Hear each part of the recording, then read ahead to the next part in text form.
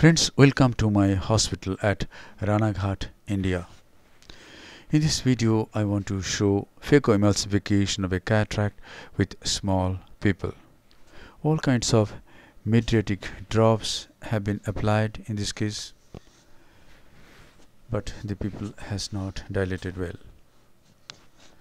By this time, the main incision has been made, and now this is a side port on the left side of the main incision, about 2 clock hours away, and this is another side port on the right side of the main incision, about 3 clock hours away.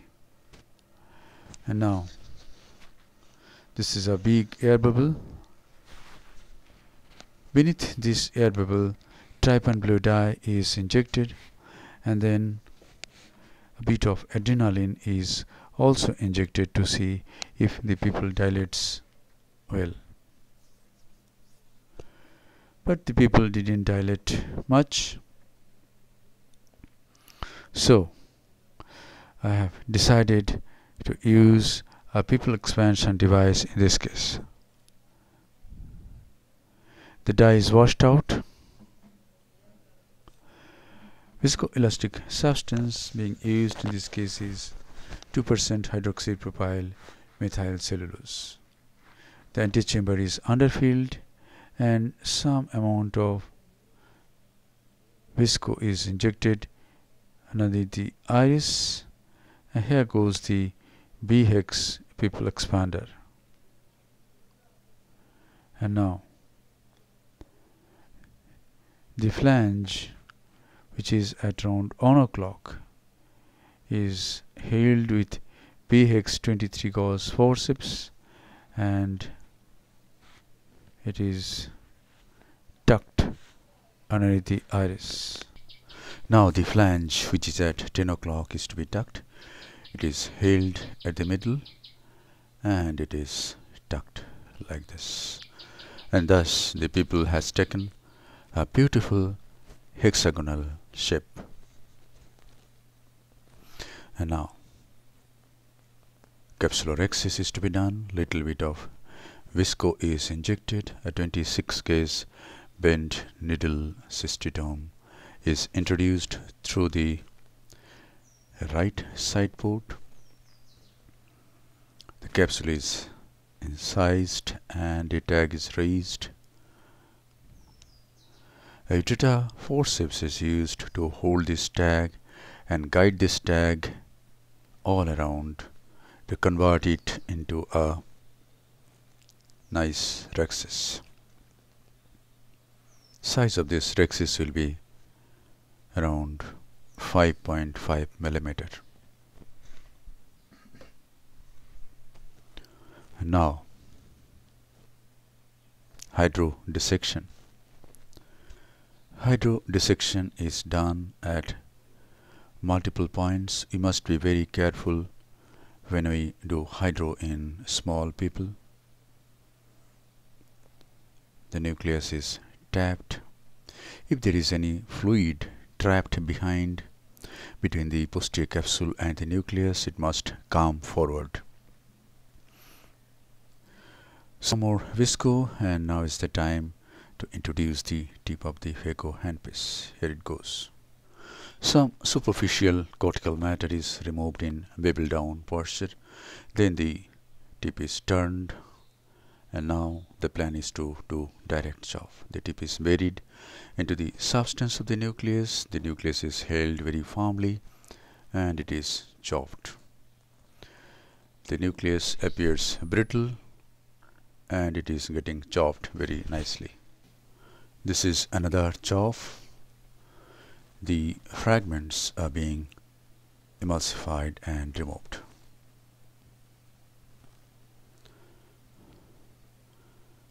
Phaco power used in this case is not much. It is about 50 or 40%. Flow rate being used is 45 ml per minute. Vacuum is 450 millimeter of mercury. That's it. This is the last portion of the nucleus. Since the iris is at its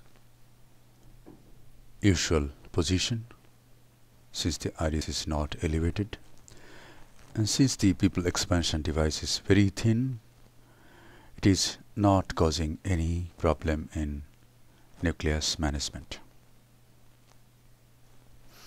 And now visco has been injected. Cortical matter is being removed with the help of this 23 gauge Simcoe cannula.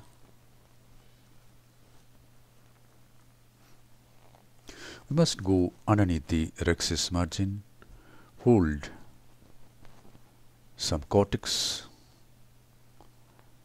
a good amount of cortex, pull it centrally and aspirate it. I use a glass syringe.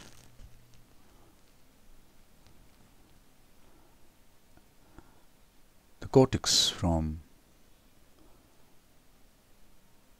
6 o'clock to 10 o'clock, 7 o'clock to 10 o'clock is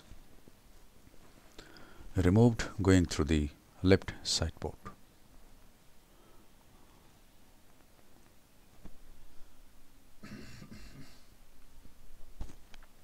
Now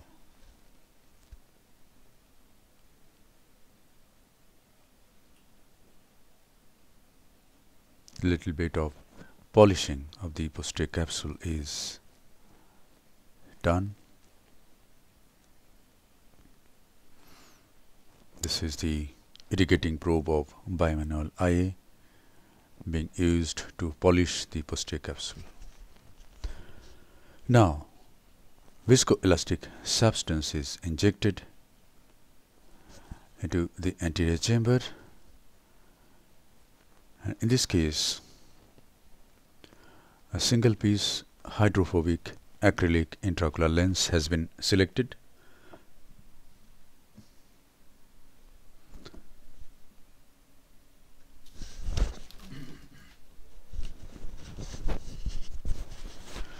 The lens is implanted in the capsular bag.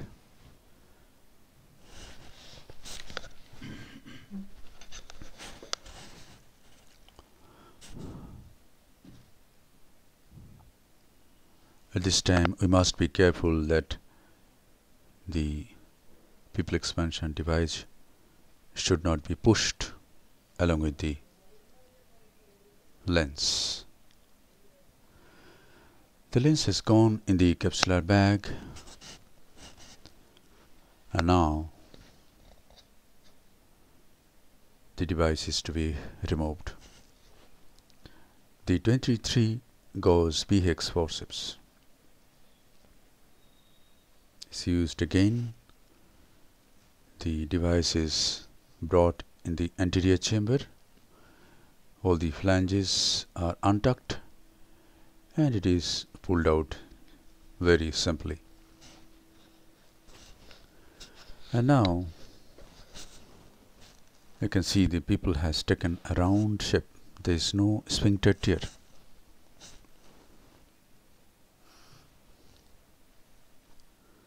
The viscoelastic substance is removed. These black things are some iris pigment epithelium. Thorough removal of viscoelastic substance is done. This is the irrigating probe of bimanual IA, irrigating capsular bag, irrigating the anterior chamber, posterior chamber, so that all the viscoelastic substance is dislodged and come out. This is irrigation and aspiration together, and thus all the viscoelastic substance that has been used is removed. This is a bit of moxifloxacin.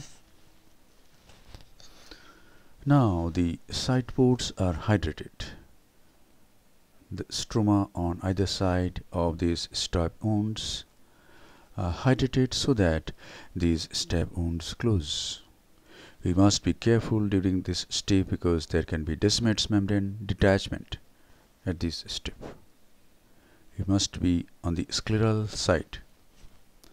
This is the final lavage of the anterior chamber.